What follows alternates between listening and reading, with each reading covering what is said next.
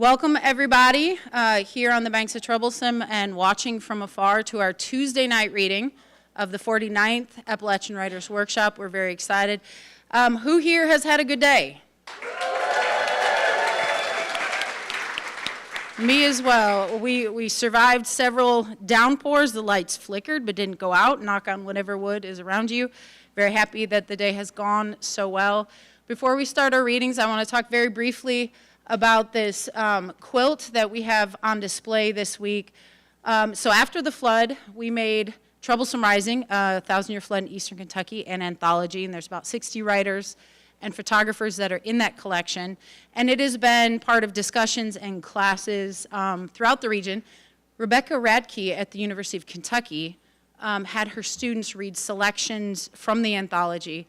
And since it was a design class, they then selected a quote from the piece that they read, and they embroidered it, so they learned this new skill. So there's a quote from some pieces in that, and then Rebecca surprised me with these pieces, and then we had a volunteer in Florida who quilted them all together. So I love how the creativity is stacking in that piece right there, because we had the experience, and then we had the book, and then we have the pieces, and now we have a completed quilt, and this is going to hang on permanent display in the settlement school. So definitely take a look at that as you're going about your day. So without further ado, I don't have my notes. Who's announcing Marianne? Oh, Cora Shippa. Sorry.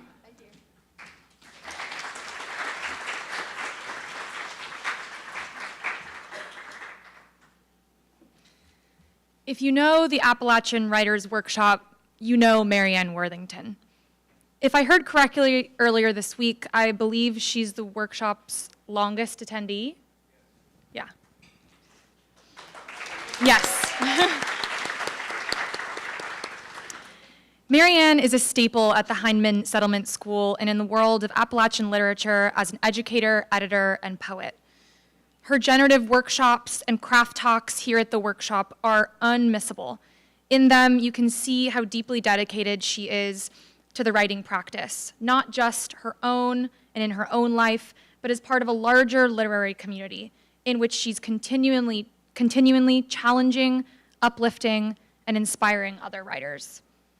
Marianne's appreciation for this region and its literature is clear and profound. 2 of the 5 anthologies she's edited have been for the Heinemann Settlement School, and her poetry collection, The Girl Singer, which many of us know and love, was the winner of the Weatherford Prize for Poetry, which recognizes books that best illuminate the challenges, personalities, and unique qualities of the Appalachian South. Marianne is a Knoxville native who has lived in Kentucky for almost 40 years. She co-founded and co-edited the beloved Still Journal, which championed literary, visual, and musical artists with ties to the Appalachian region. Her most recent collection, Water, Witness, Word, published just this past June from Bell Point Press, harbors a deep connection to the natural world. Poet Sarah Freilig aptly describes the pieces in Water, Witness, Word as, quote, unflinching in their interrogation of environmental ruin while simultaneously holding space for moments of beauty observed from a kitchen window. Marianne also received the 2026 Kentucky Foundation for Women Writers Prize, which commends her work for its artistic excellence, feminist perspectives, and possibilities of social change through literature. Her work has been supported by the Al Smith Fellowship from the Kentucky Arts Council and the Appalachian Sound Archives Fellowship at Berea College. And with that, it's my honor and pleasure to welcome the one and only Marianne Worthington.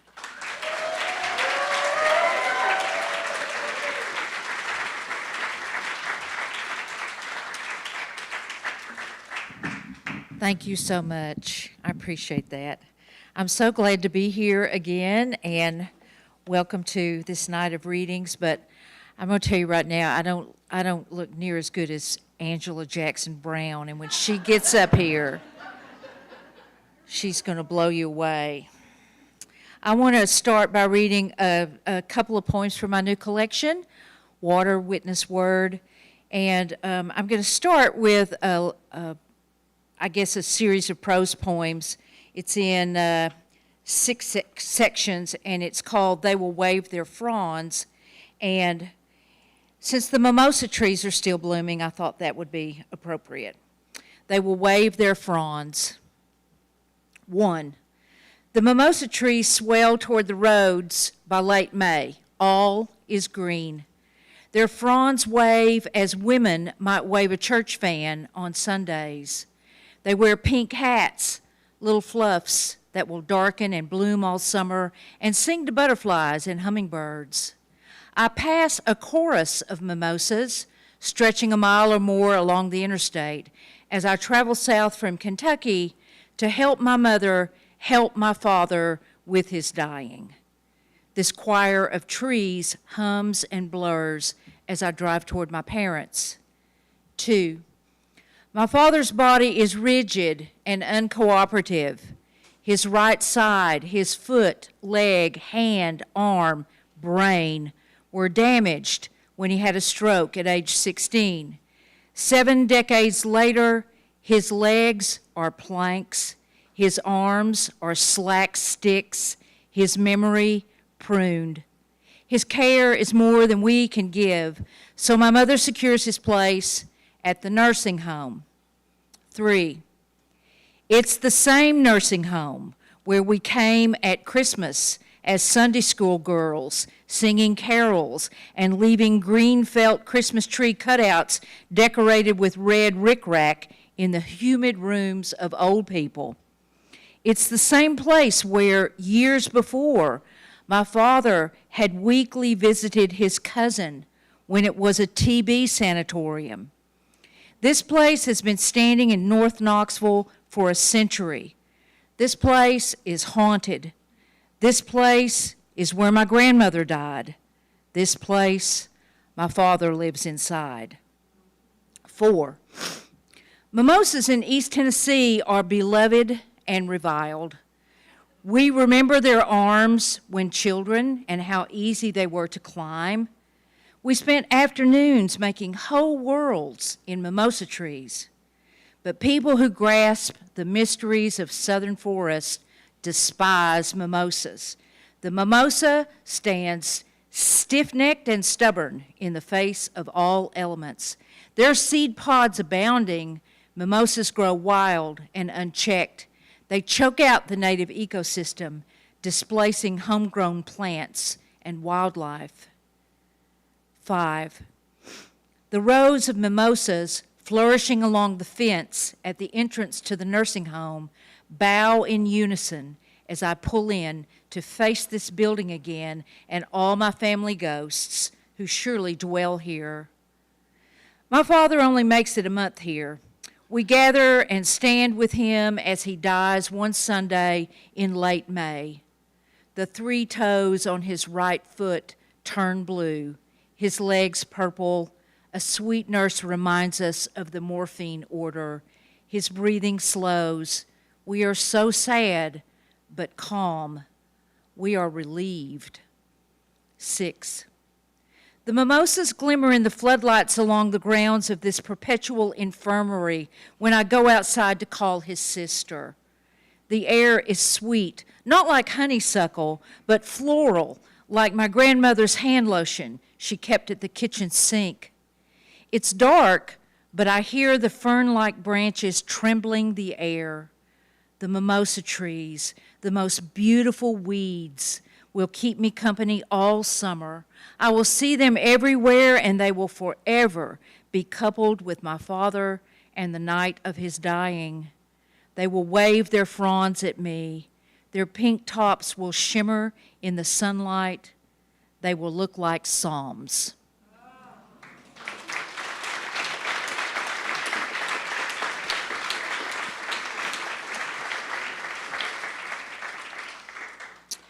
The singing birds. In the graveyard, the singing birds were all you thought you needed. Great grief makes you want to rend your clothes like some histrionic character from the Old Testament. There is a violence to sadness, the force of sorrow unwashed from the body, penetrating your very scalp. Yet decorum dictates that you hold it together while you stand over the dead, when we should be smashing our doubts and slapping each other's faces. Wake up. This is the hammering injury that never heals. This is the time of day when people should have tea, not bury their dead. This is the moment when the singing birds follow the wind and leave us stranded on a hill too big to scale down without ropes or life support. And this is when you must face it, your loved one in a box in the ground instead of dancing with you on a Saturday night at the VFW. Tonight, even the moon will be too cold to come out.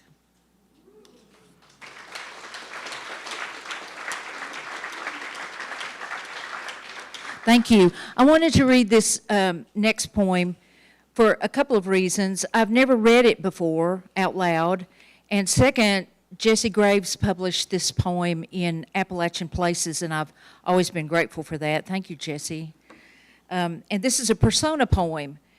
And I swear I did not make up much of this. I heard most of it eavesdropping in the aisles of the dollar store. It's true. So some of it is overheard, some of it's made up, some of it is true, autobiographical, but I'll let you kind of figure out what details you want to, you know, assign to me. That's fine. I always say if you want to know who your people are, just go stand in the aisles at the Walmart or the dollar store and listen, and you'll figure it out.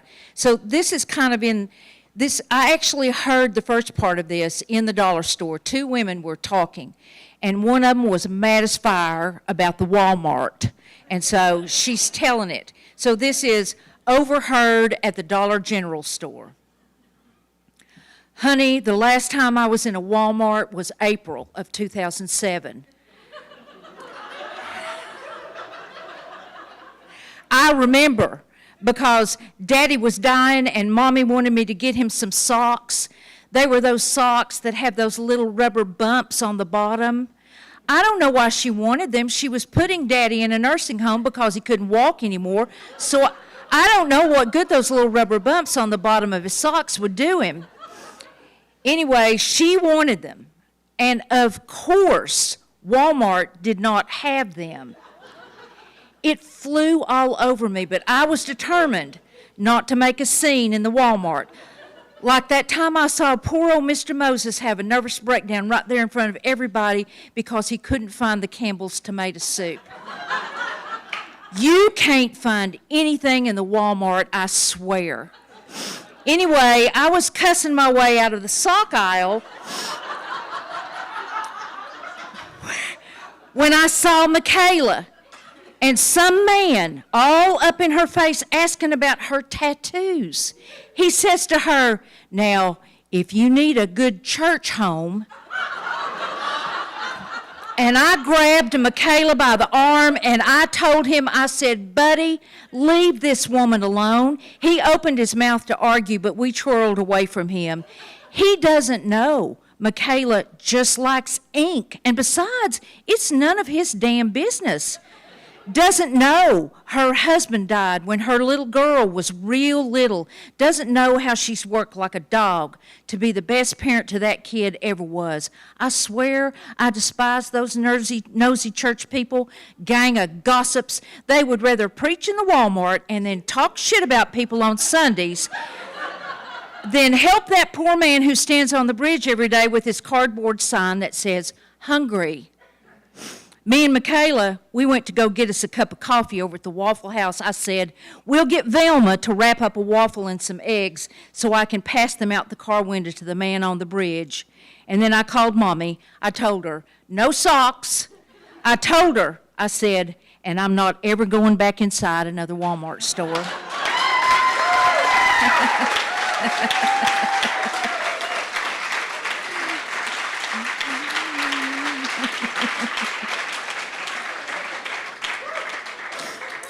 Thank you. The autobiographical part is I have not been inside a Walmart store since 2007.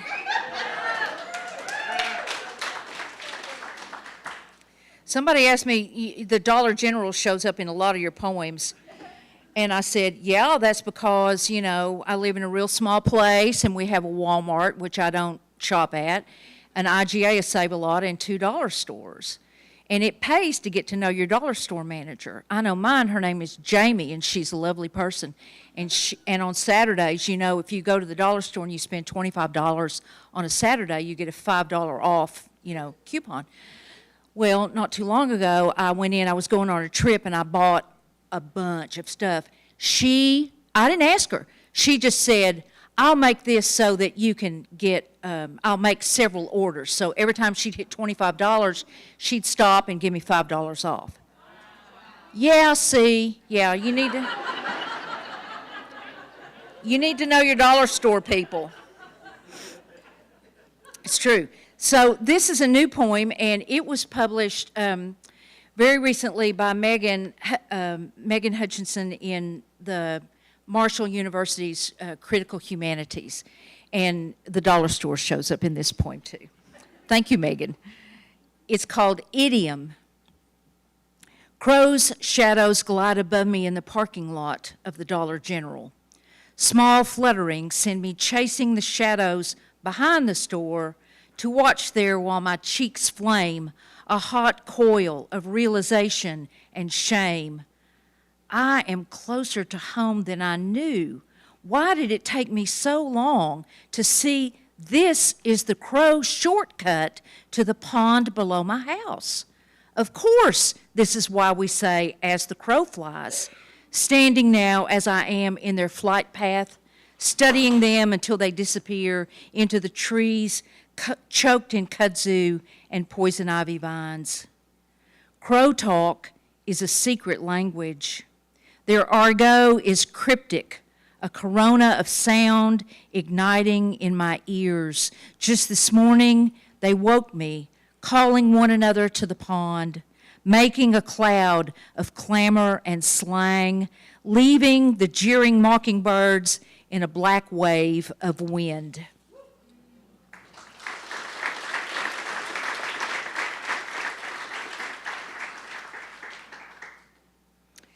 And a couple more. These last two are also pretty new.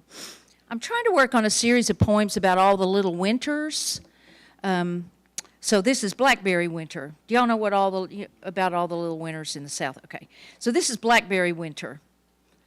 Nothing sweet comes without briars or a late hoarfrost. Blackberry Winter is colder this year with a killing frost in mid-May. As protection, my neighbor tied Walmart bags over the spring lettuce and radishes already shooting up in her garden. The whir of the clouds whispers, "Mother." I hear the voice so clearly that I look up, expecting her to be standing on the ridge, pine needles licking her bare feet as she waves down to me. I search for my mother in the wind, the sky, the grocery store, along the boxwoods and among the crepe myrtles and magnolias, in the dog's bowl, in the eye of the needle I thread to repair a hem. The same way she used to search for snakes while picking blackberries. This May morning, the cold shears my thoughts while the blackberries blossom silently in their cold thorn thickets and brambles.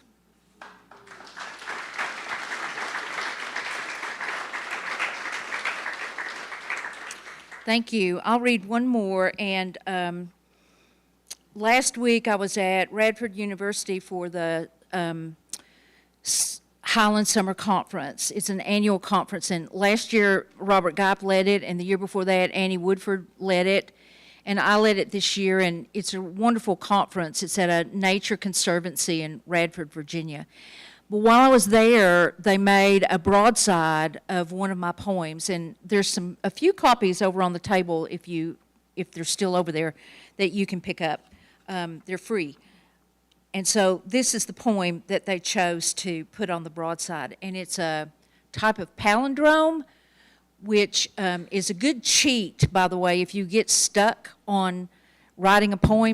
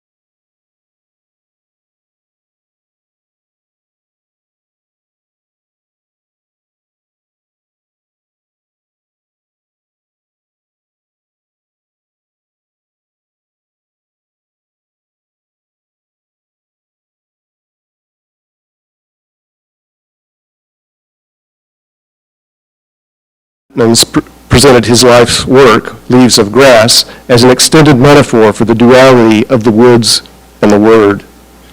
The reason he was able to so blithely proclaim that he had no qualms about contradicting himself was because, at a more profound level, he saw no contradiction. Nature was beyond humankind's knowledge of it, so why should a thinking person ever limit themselves to what was merely known?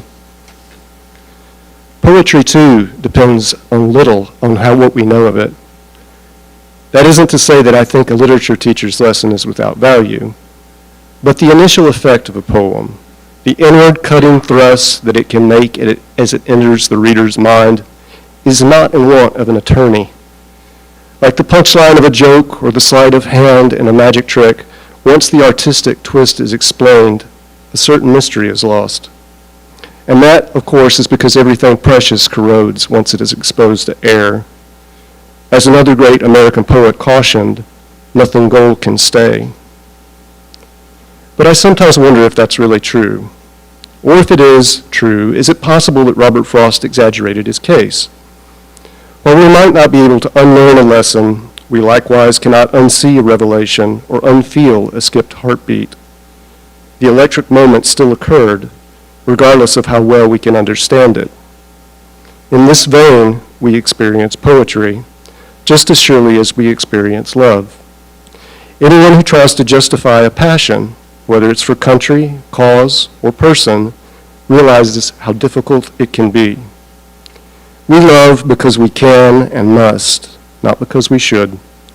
And surely that love doesn't disappear when we are told it's the product of social bonds, pheromones, or accidents of neurochemistry. Surely we know that those facts belie a deeper truth.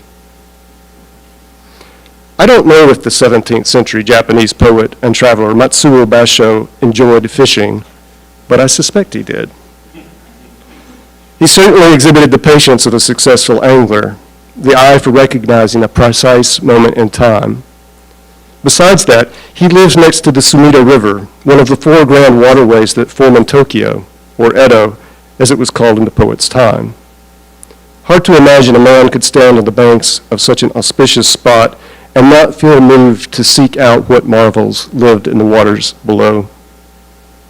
Only a few miles downriver from where Basho lived stands Sensoji Temple, a structure built to commemorate the success of its own kind of fishing trip. The legend of the temple's founding claims that it was constructed to honor the goddess Kannon after her golden statue was fished out of the Sumida by a pair of brothers in 628 AD. Several times the brothers tried to return the statue to its underwater resting place, but each time they did, the effigy magically reappeared. Figuring that this was a sign that the goddess was trying to tell them something, the community got together and decided to establish a shrine. It stands there to this day. Now, Kannon is an interesting figure. As understood in Basho's time, she was considered a goddess of mercy and worshipped accordingly. But she was also viewed as a historical person, and as is said to have arrived in Japan 1,000 years before the famed poet's birth, bringing Buddhism with her from Korea. This Bodhisattva version of Kannon is herself a character of dynamic origins. Before crossing the Sea of Japan, she was commonly called Guayan, and prior to that, not only did she have another name, but another gender as well. In the Lotus Sutra, we learn that the source material of Kannon is through the male Bodhisattva Avalokitesvara, defined by his boundless generosity and grace, as well as his delightful capacity for transforming into whatever shape or sex was needed to meet the perils of the people.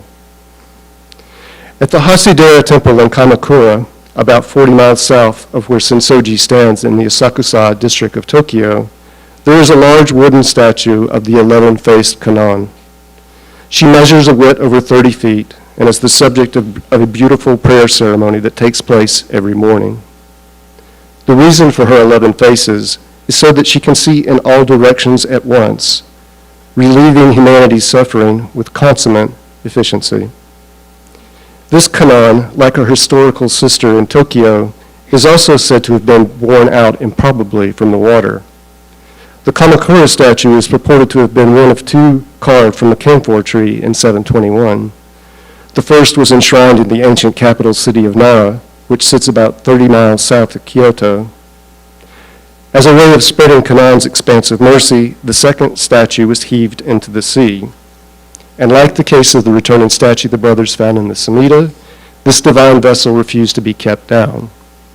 15 years later, so the legend goes, in 736, the missing Kanan washed up on the beach in Kamakura, almost 300 miles away from its starting point. Once more, the locals determined that such a miraculous reappearance meant that the goddess was trying to tell them to pay attention, and so the Hasidera temple in Kamakura was founded. I first visited the Kanan in Kamakura by accident. It was lunchtime, and I had released my study abroad students after taking them to see the great Buddha Daibatsu, an impressive and historically significant 13th century bronze statue that draws many Westerners to the seaside town. At that late point in the trip, the final week before flying home, the students were suffering shrine fatigue. It's kind of like cathedral fatigue if you're in Europe. That well-known affliction of tourists who have diligently checked the box on everything the guidebooks recommend seeing for the sake of cultural enrichment. Conversely, I was suffering from student fatigue, a condition which meant I was happy to be released from supervisory responsibility for a couple of hours and stroll wherever the hell my feet took me. I was about 2 days past ready to get home, and I'm sure anyone who spent a couple of minutes in my company could tell. Part of my frustration was due to a class outing the day before. I had taken my literature students to visit the Basho Museum as a way to connect some of our readings to the actual location where the poet was said to have lived in a modest hut. The tourist brochure claimed it was an essential stop for anyone interested in the early master of the haiku. What we found instead was a relatively small exhibit written exclusively in Japanese. Even when I pointed out the adjacent garden with its centrally positioned basho tree, the students remained unimpressed. After half an hour of wandering the museum reading placards that we couldn't understand, we caught the subway back to our hostel. So the next day, after our tour of the Great Buddha, when I saw a sign that marked the entrance to the Hasidera temple, I had no expectations, no aim other than to kill a little time before catching the afternoon train back to Tokyo. What I found, however, was one of the most striking religious icons I've ever seen. The failure I had met when trying to connect the poems we read in our class anthology to the man who had written them suddenly evaporated. Here was the face of something rare and important, something that rooted me in the moment and demanded that I experience it. A different kind of poetry announced itself to me, and like those river dwellers and coastal villagers in the distant past, I understood that I need to pay attention. It's not hard to understand that for passionate anglers, fishing can be understood as an act of devotion. This religious feeling crosses any number of demographics, uniting people who might otherwise pass each other in the street without the vaguest notion of kinship. But given the right circumstances, the most unexpected attachments can form over shared stories of the ones that did and the ones that didn't get away. Like religion, fishing has developed certain distinct sects. There are the big reformational splits between live bait and artificial lure practitioners, on down to the finest hair-splitting denominations that prefer to either wade or float a body of moving water. But the most recognizable and popularized distinction in the angling world is between spin fishing and fly fishing. It's quite simple. Spin fishing is for a good day on the water. It's for those who believe in risk management and bottom line. It believes in probability and returns on investment. Spin fishing, in essence, is American.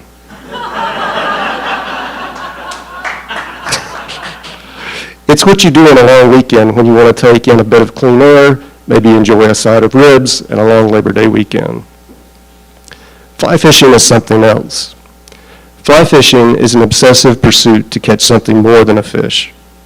Its object is to capture an impossible mystery, something that is much a conjuring as a reality, to seize a perfect moment in time. Fly fishing is truly fit only for artists, visionaries, and lunatics. Basho must have loved it. History is on my side here. Consider the fact that tenkara, the Japanese variation of fly fishing, first popularized in America in the early 21st century, traces its roots to within a few decades of the time when Basho was learning to perfect the haiku. Like the haiku, tenkara, which literally translates as from heaven, operates along a principle of simplicity. Whereas the Western fly rod features a fitted reel and weighted line that is cast toward a desired spot on the water, the tenkara rod has no reel and depends only on a simple stopper knot to affix the fishing line, often no more than 8 to 10 feet. The object of tenkara is to place the fly in the stream with minimal disturbance to the natural surroundings. It is, at heart, an act of reverence. I can imagine Basho coming to a creek bank, somewhere far back in the woods. Perhaps a cuckoo sings from a branch overhead. He closes his eyes and listens. There are fish in the water. When he opens his eyes, he can see their soft nuzzling of the surface near a crown of black stones. He waits for when the water is ready to accept his intrusion. Once everything is right, he lifts the rod and switches it forward, watching the fly parachute from above until it meets the current. When it lands, it does so with the certitude of prayer. Then the fish strikes. Thank you.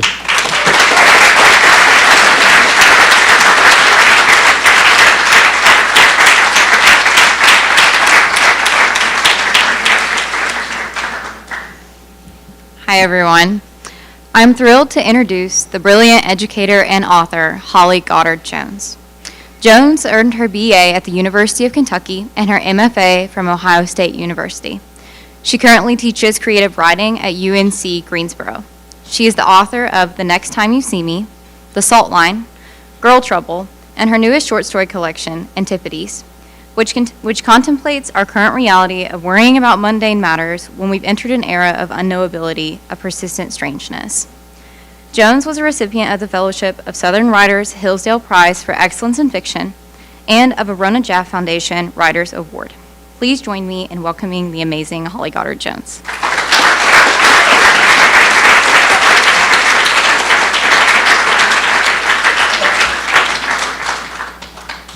Hi, I'm so glad to be here. Is that okay? Am I projecting? Okay. So glad to be here. I want to send a little shout out to the short story workshop because you guys have been so great. Yeah. I have really loved working with each of you. So thank you for a great experience this week. So I, even though I'm teaching a short story workshop, I am going to be reading from a novel. And it's coming out sometime next year. I'm not sure when specifically yet. And I'm reading the first chapter, but, I had to try to chop it down for time. So I'm going to skip past the first part, which really made me have kind of I don't know, I did a little bit of a tailspin on that. Like, if I can cut past the first part, should it have been there? You do need some information from it, so I'm going to speed run through that, and hopefully it will stick. So the first half of the novel and where we're reading is set in October of 1999, and our protagonist, Kristen, is a 19-year-old college student who has been roped into accompanying her roommate, Jenny, on an overnight trip to her boyfriend's father's farm. And in the beginning pages, they're driving to this farm, and Kristen is learning some things about the boyfriend Cody's father. And what she finds out is that he is a Y2K prepper. And Cody has been kind of estranged from him, but they're rebuilding a relationship. So awkwardness is expected, and she's this third wheel. And you learn a little bit about the friendship between Kristen and Jenny, and Kristen's kind of half crush on Cody and all of that. So this picks up right as they arrive at the house. I'll read most of the chapter. I'll skip one conversation.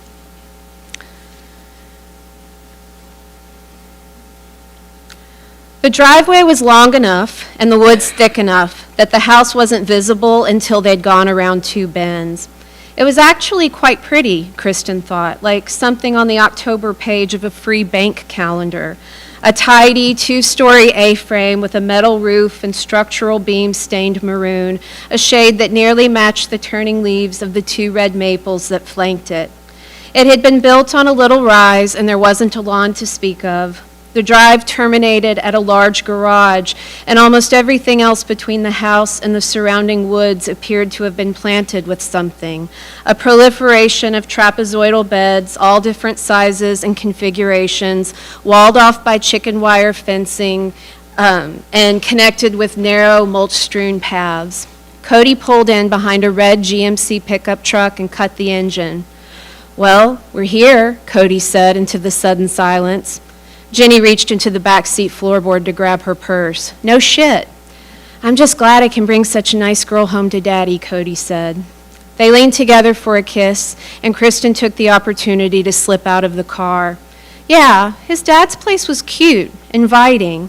He had painted his front door bright yellow, and large red chrysanthemums were blooming next to the picture window.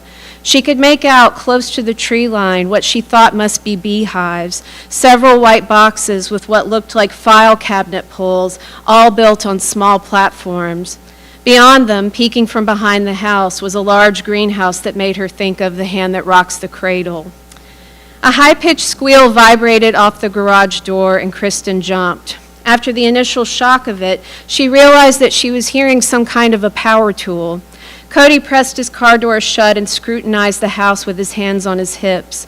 The whine of the tool stopped, and Cody said, "Figures he'd hole up in his shop with his headphones on right about the time I told him we were coming." The garage's side door opened. A man emerged, wiping his hands on a shop cloth. "I can hear you just fine," he said. He went up to Cody and, to Kristen's surprise, pulled him forward gently by the back of his head and kissed him on his crown. Then he ruffled Cody's hair. Cody, at a little over 6 feet tall, had a couple inches on his father, but his posture had gone submissive, boyish. "You okay, son? School okay?" "Yeah," Cody said. "All good, yeah. Oh, hey, this is Jenny. I told you about her." Cody pulled Jenny forward by the elbow, and she flapped her free hand awkwardly in hello. "Hey, so nice to meet you, sir. Cody's told me a lot about you." "I bet he has," the man said, grinning. "I'm Stephen. Please call me Stephen." "Sure," Jenny said, "I will." "And who's this?" Stephen said, turning now to Kristen. A strange thing happened then. Something about the new angle, presenting her with her first clear, head-on view of his face. Something to do with the sharpening of her focus now that the conversation had moved in a direction that required certain social niceties, given that Kristen would be spending the night under his roof. And another something which had to do with the way she saw him seeing her, really noticing her, and not just looking at her. The result was that he shifted, in a blink, from a father who warranted only polite pleasantries, a stranger to be endured for the night as a favor to her friend, into a person who aroused her curiosity. His eyes were pale, almost eerie greenish-gray. He appeared to be a lot younger, or at least a lot more youthful than her own father. Her father, in his late 50s, was gray-haired and paunchy, with watery, wide-set eyes that slightly bulged above the slack planes of his cheeks. That was what she had expected, Kristen realized, a more grizzled, off-grid version of her father. Cody's dad, Stephen, had blondish-brown hair, a little overdue for a trim, and a strong jawline, faintly stubbled. He wore a plaid flannel shirt folded up on his forearms and tucked into canvas work pants. His tool belt was cinched around slim hips, and no bulge of belly hung over it. Cody was dark-haired and dark-eyed, and Kristen didn't think she'd recognize them as father and son if she hadn't known to. They had the same full bottom lip, the same small ears. Those were the only physical commonalities. "I'm Jenny's roommate," Kristen said. Without thinking, she offered to shake. "Kristen, they let me come along so I wouldn't be alone for the break." He grasped her hand. His warm palm was thickly muscled, the touch oddly intimate. She hadn't realized a palm could be muscular. "Well, you're welcome here, for what it's worth." He waved dismissively at his property. "It's just me and the squirrels." "That must be why you're so squirrely," Cody said with forced cheer. "Probably so," Stephen grinned, his pale eyes flickering, and Kristen realized she had inexplicably caught a dose of Jenny's nervousness. Cody wasn't her boyfriend. She had no obligation to win this man's approval, and yet, for some reason, she wanted it. "Let's get your bags in," Stephen said, "and then you can help me get a bonfire going, Cody. I had a tree come down in the last storm." "You can't use the wood?" "I salvaged some, and I'll save some back for the wood stove, but there's a lot of rot, and I've got scraps from the shop to burn up." He went to the trunk of Cody's Nissan and insisted on taking all the bags, including Kristen's old black duffel printed with marching panthers. He lifted them easily, pinning hers between his elbow and hip and getting the other two carry-on style suitcases by the handles. "You pack light," he said to Kristen. "I like that." "How'd you know it was my bag?" she asked. He winked. "Lucky guess." This seemed to maybe be an insult to Jenny, and Kristen could see in a glance that she was processing it as such. But then Stephen said with courtly tenderness, "If you could get the front door, Jenny, I'd be obliged." She rushed to the door gratefully. The inside of the house was, like the outside, cluttered but not messy. The downstairs was open concept, with an island dividing the kitchen from the living room. A half-dozen copper-bottom pots hung from hooks over the island, and something good-smelling was simmering on the stove, spaghetti sauce maybe, or chili. Stephen had books everywhere, cramming several built-in bookcases with horizontally placed books fitted into the narrow spaces between the vertically placed books and the next shelf, stacked on the coffee table and end tables, spread out on the kitchen table. She scanned some of the titles as he led them to the staircase, but she didn't recognize any of the author names: Wendell Berry, Aldo Leopold, Thomas Merton, John Crow Ransom. The books all had serious, sturdy covers, and she knew without further evidence that their contents would be serious and sturdy as well. Another thing she knew without being told was that Stephen had built the bookcases, the tables, and the staircase handrail. The wood sliding with satin smoothness under her palm had been stripped and buffed to a dull glow, but left with its natural whorls and ridges. "I put fresh sheets on the guest bed," he told Cody and Jenny, setting their suitcases just inside the door to a neat room with a full-size iron bed, dressed in an old-fashioned white Chanel spread and a rag rug. "Kristen, you can stay in my room." "But where will you sleep?" she asked. "My couch downstairs folds out," he said, "but you'll want the bed. It's more comfortable." "I can't take your bed," Kristen said. "I wouldn't feel right about it." "And I wouldn't feel right about you doing otherwise. Since you're under my roof, I win." He laughed, and here was another echo of Cody, or she supposed Cody would have to be the echo. Either way, she heard the son and the father's laugh, and she laughed too, put up her hands in surrender. "Okay, your house, your rules." "Glad that's decided. Besides, I'll probably be up half the night in my shop. I don't sleep much when I've got a project going." "What are you working on, Stephen?" Jenny asked eagerly. "I got a commission for a set of kitchen cabinets at a house in Bowling Green. They're doing a lot of building over there, and I keep getting asked to bid on jobs, but most of them won't pay me what I'm worth. They all just want the same thing everyone else has, and they want it for cheap. They can go to Lowe's and get the Golden Oak Special for half of what I have to charge." "But you did get a job," Cody said. A note of impatience had crept into his voice. "Yeah, this one's okay. Matter of fact, he's a professor at Western. I'm hoping it'll lead to some other work. Anyway," he seemed to realize they were all pinned in the dark, narrow hallway between rooms, and he was blocking the path downstairs. "You made the mistake of getting me started, Jenny. I'll try not to run my mouth all night. I don't get a lot of company." "Oh, you're fine," Jenny said. "I find this all really interesting." "That's kind of you," he said, and he gave Kristen another little wink, this one so fast she nearly missed it. "All right, you all settle in, make yourself at home. Cody, come down when you're ready to give me a hand. Sound good?" "Yep," Cody said, "fine with me." "I'm happy to help too, Stephen," Jenny said. "I'm sturdier than I look." Kristen braced herself for some cheerful chauvinism, something like her father would say, "You girls gossip while the men work." But Stephen only said, "Sure, the more the merrier." They watched him descend and waited for the front door to close. Then they looked at each other. Shit, maybe he wanted some father-son time. Maybe I shouldn't have said I would help. You're overthinking it, Cody said. Do you think he likes me? Of course he likes you, as much as he likes anybody. She bit her bottom lip and nodded. He's different than I thought he was going to be. He's nice. He doesn't seem crazy at all. Yeah.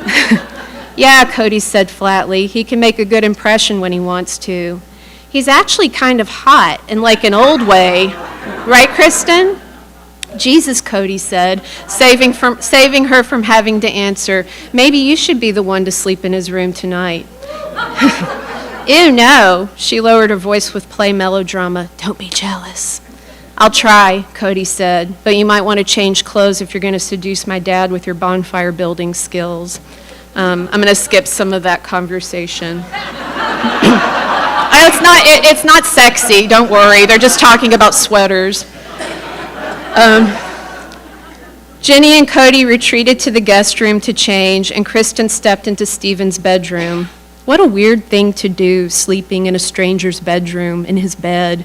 She set her duffel, now almost empty, on an old-fashioned ladder-back chair pushed up next to the dresser. The dresser top was dusted and organized. There was a small enamel plate upon which lay a thick gold ring and an old-fashioned gold-tone watch with an elastic band, a bifold leather wallet with bulging stitches, a bottle of cologne, half full, called Aramis. She pulled the brass cap off and sniffed, expecting something like her father's skin bracer, but it was a subtler scent, layered, woodsy, nice. Here, too, books, a stack of 7 or 8 on the bedside table, each with folds of paper placed at different points among the pages. She sat on the bed's edge, took the topmost book off the stack, and tugged the brass pull chain on the lamp, illuminating the late afternoon room in caramel-colored light. The End and the Beginning, an optimist meditation on societal collapse. She let the book fall open to where it was marked with a piece of college-ruled paper. Some notations were written on the paper in a heavy, close hand, the letters formed so precisely they could have been a word font. Tech dependence equals new feudalism. Vigilance against data collection is key. No practical systems of sustainability. Technology cannot advance at rate necessary to incentivize alternative energy. Mass extinction event inevitable 2010 to 2050. Increased resistance to antibiotics, prion diseases from contaminated meat supplies, rising oceans, viral variants. Page 89.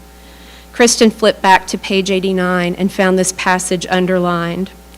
The key to survival, Walsh argues, may well be to view these existential threats as part of the planet's self-regulatory system, prioritizing the health of smaller populations of diverse life forms over the perpetuation of fewer, exponentially increasing populations of unfit life forms. Disquieted, she pressed the book shut and placed it carefully on the stack where she'd found it, turned off the lamp, then lay and let her head settle on Stephen's pillow. She felt the tickle and constriction in her chest that signaled panic, and she slowed her inhalation, let the exhalation out in a ribbon. She closed her eyes, made herself notice the texture of the flannel blanket under her fingertips, the mellowing afternoon light through her eyelids. The bedding didn't smell like fresh laundry, but why would it? Stephen hadn't known she was coming. It smelled nicely lived in and very, very masculine. There was the lingering scent of some unfussy detergent, a whiff of the Aramis, an autumnal tinge of wood smoke, and something like pipe tobacco. The smells comforted her, and the tension in her chest loosened. She nestled in deeper, lulled by the quiet, the distance from school, and all its stresses and disappointments. Without intending to, she went to sleep. Thank you.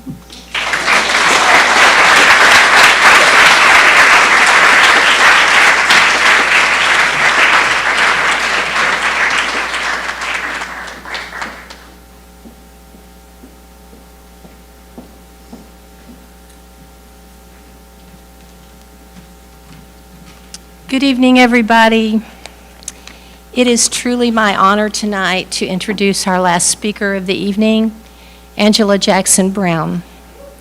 She is an award-winning, prolific writer, poet, and playwright, who is the Director of Creative Writing at Indiana University in Bloomington. She also teaches in the grad program at the Naslund Mann Graduate School of Writing at Spalding University in Louisville. She's the author of Drinking from a Bitter Cup, House Repairs, When Stars Rain Down, The Light Always Breaks, my personal favorite, Homeward, though they're all great, and Untethered. I have on this sheet of paper a whole list of the degrees that come after her name, all of the awards and the honors and the accolades that she's won, and I scratched all that out. Not that it's not important, not that it's not impressive, not that it wasn't well-deserved, and not that I don't want you to know about it. I hope you'll read her bio. But I wanted to spend my introduction time talking about something that to me matters even more, and that's the richness and the beauty of her soul. Angela cares about every student in her classroom. She cares about every workshop attendee sitting in that circle in the workshop rooms. I know that personally. She has been a source of great inspiration and encouragement to me as a writer, so much so that I can't even express to you how much that has meant to me. She is a blessing to Hindman. She's a blessing to everyone who has the privilege of learning from her. She's blessed with a unique ability to reach people, to just reach down to the bottom of your soul and make you feel and make you think and make you believe in yourself. She's the genuine article. She's the real deal. She's humble, she's kind, she's generous of spirit. She's a rich, beautiful soul. That's what I want you to know about her tonight. I said this once before when I introduced her at another event, and I think it bears repeating, and that's the famous quote from E.B. White's Charlotte's Web, because it describes her best. It is not often that someone comes along who is a true friend and a good writer. After all, what's a life anyway? We're born, we live a little while, we die. You have been my friend. Please join me in welcoming Angela Jackson Brown.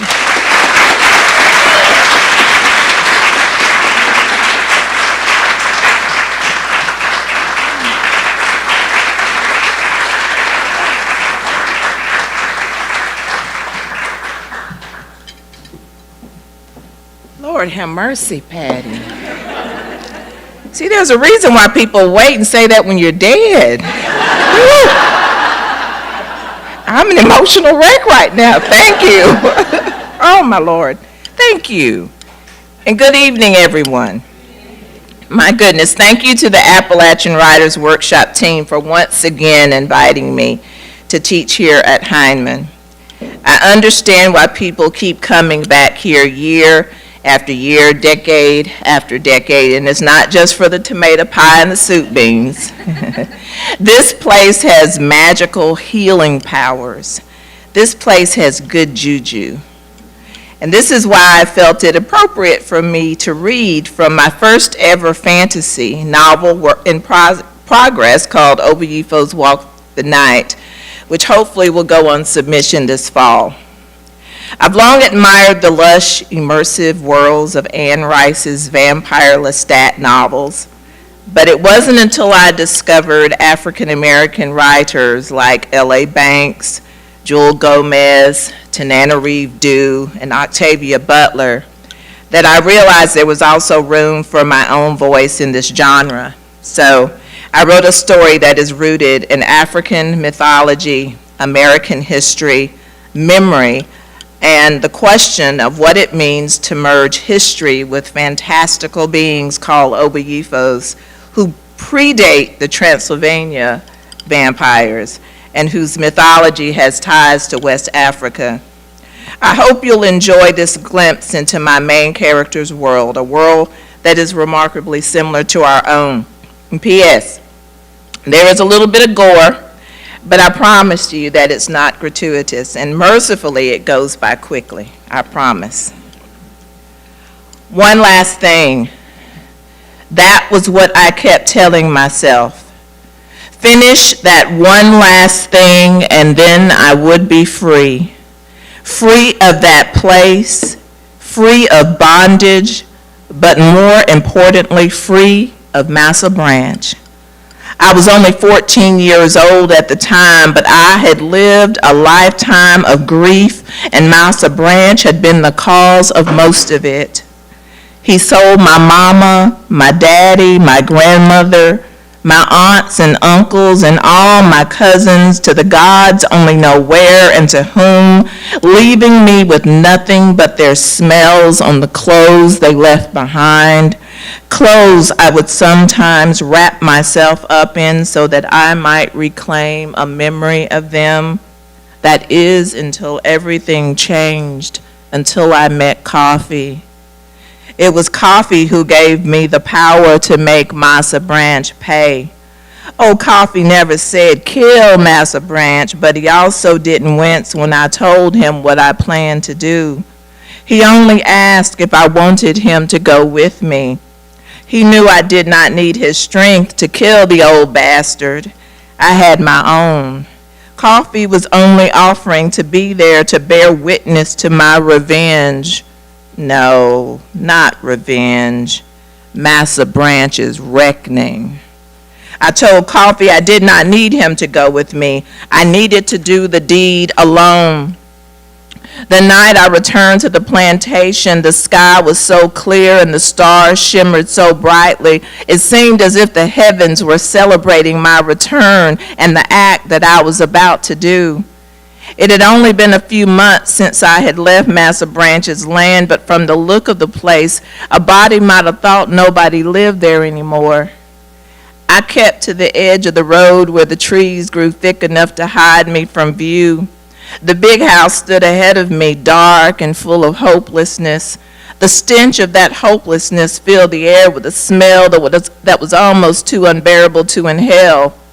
There was no sign of life, but I knew that Massa Branch and Missy Branch were inside. I could feel it. I did not pass through Slave Row. I could not. There was no one left there to hear me coming. This time of night, I would have usually heard the sounds of young folks courting or some weary soul crying out to God over a missing loved one. But Massa Branch had lost them all in one terrible night of gambling. Every man, woman, and child were signed away like livestock. I was the only one he had kept. Had he bashed my head against a rock that night he sold my kin away, I would have deemed him merciful. Instead, he chose to keep me as his one and only slave, the last thing tethering him to the illusion or the delusion that he was still a respectable white gentleman.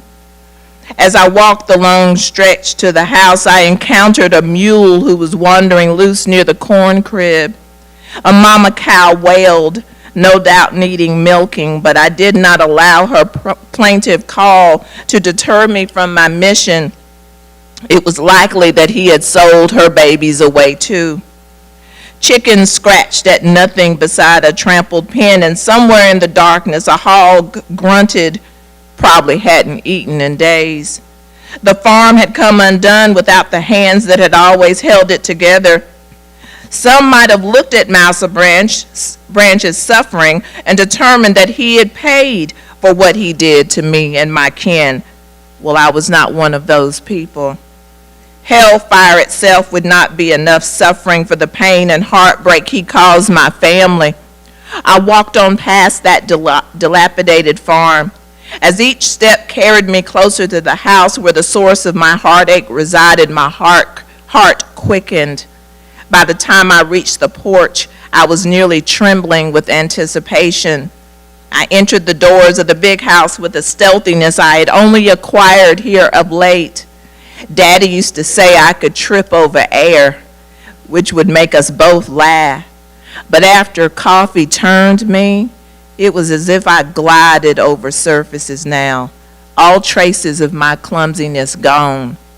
I followed Massa Branch's scent to where he lay asleep in his bed, alone. He and Mrs. Branch had ceased to sleep together years ago, so it was only him in his room.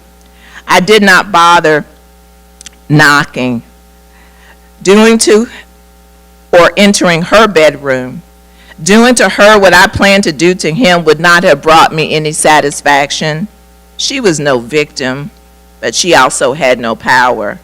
Massa Branch had all the power, and I planned on draining him of every drop of it on this night.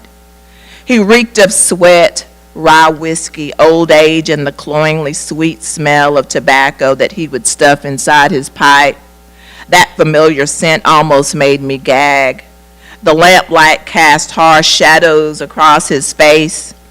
I moved closer until I stood over him, surprised that I was not overtaken with my rage. I felt a patience to kill. I wanted to savor every bit of it. I watched as he opened his eyes, and for a moment confusion flickered there until he recognized it was me. He smiled, showing a row of rotted teeth. He probably thought I'd returned to his house to beg to come back.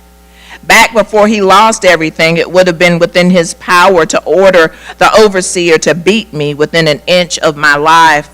But judging from what I saw, there was only him and the missus. I shook my head slightly. Stupid old white man.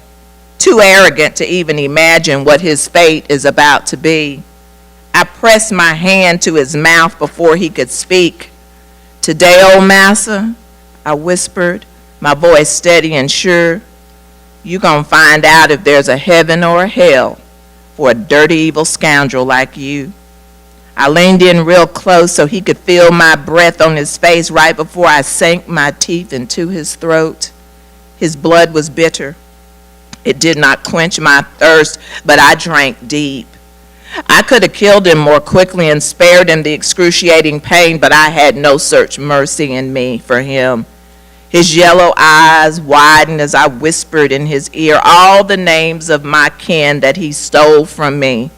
I wanted their names to be the last thing that would be on his mind before he took his last breath.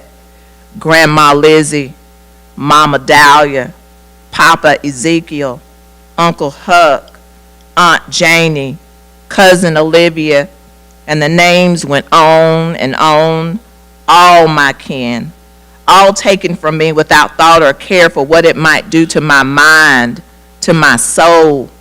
As I whispered the name of the last cousin that I knew to be born into our family, his last words were my slave name, coupled with a plea, Laura, no.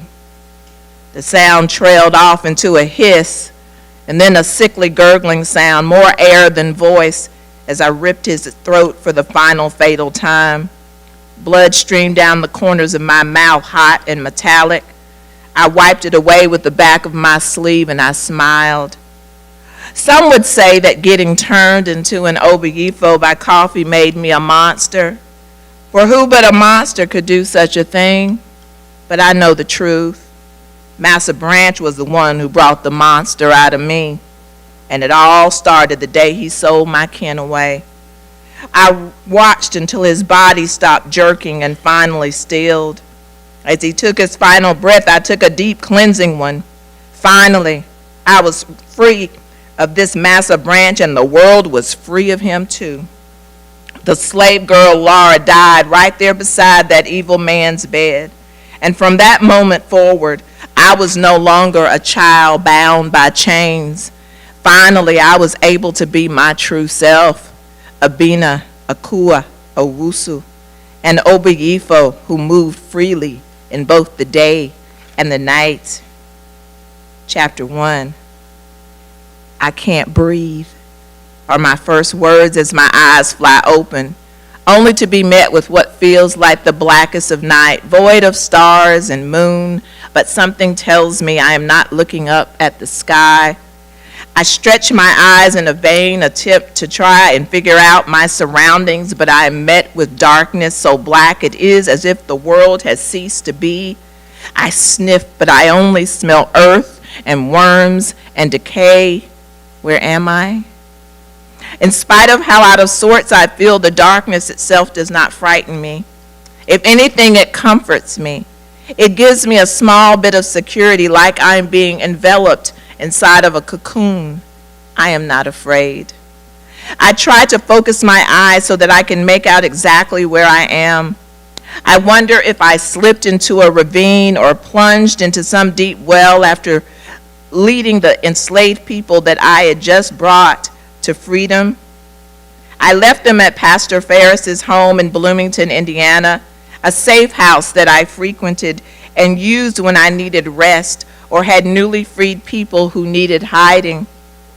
I'm usually careful about running into the dark, and I've traveled this route numerous times, so falling doesn't make sense to me, but something is amiss. Once again, I take deep breaths in an effort to sniff out where I am, but my nostrils are not cooperating. I feel as if my throat is growing tighter and tighter with every breath I attempt to breathe. Wherever I am, there is not much air to speak of, and instinctively I know that I only have a short period of time to get out of whatever is holding me, or I might go back into a deep sleep, but this time I might not awaken. I thrash about a bit, and then I realize I am being held down by something, chains. I try screaming for help, but it only causes my already irritated throat to hurt even more. I wonder if I have been screaming for a while, and if so, for how long? Tell it to release you. A voice outside of myself says, deeply and penetratingly, "Who is that? Who is that?" I croak, trying to move my head around so I can find the source of the words, but I cannot. There is no room in this thing for anyone besides me, so I say to myself that I imagined it. Tell it to release you, the voice insists again. Desperate to escape from what is holding me hostage, I comply, trying hard not to dwell on who or what is speaking to me. I issue my command in the Igbo language of my father and mother, something I do when I need to summon their strength. Let these chains fall from my body, I say in Igbo. Slavery stole a great many things from me and my family, but our language endured. We never spoke it in front of white people, but when it was just us, we allowed the music of our native tongue to flow from our lips like the flesh of the sweetest mango. Even after that bastard Massa Branch separated us from one another, I never let go of our language. I would sometimes go out into the woods and cry out to the heavens in my language, praying that the winds would carry my voice to those who were stolen from me so that they would know I never forgot. I move around even more inside this thing that holds me captive, trying to make sense of what has happened. One thing I do know is that I must escape. I repeat the words, this time with every ounce of strength I have left. Let these chains fall from my body, I cry out once more, and they do. I feel them slide away, and I clink against the bottom of this prison that holds me. Release me, I say hoarsely. Release me. Immediately, I feel the thing containing me begin to rise. As it does, I wonder if the voice I heard belongs to one of the gods or goddesses or someone else entirely. Never in all my years have I heard a voice like that. It wasn't menacing, but neither was it comforting. There was something ancient and otherworldly about it, hence why my thoughts drifted to the gods. I have no idea what awaits me when this thing finally opens, but whatever it is, I intend to be ready for it.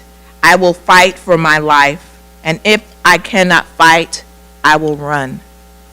Thank you.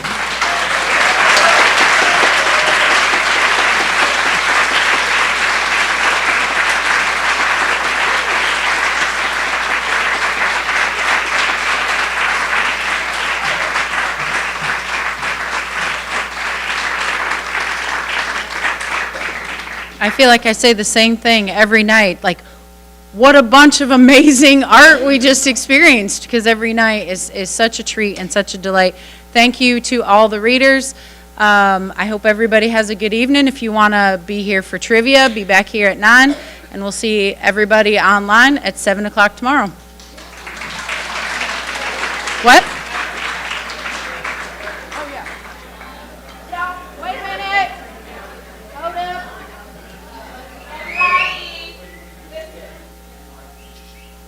Before we leave out this week, what I thought would be a nice gesture, and if y'all are like me, I myself like somebody stupid. I thought it would be nice if we took up a nice little, kind of give, a nice little love call to the ladies in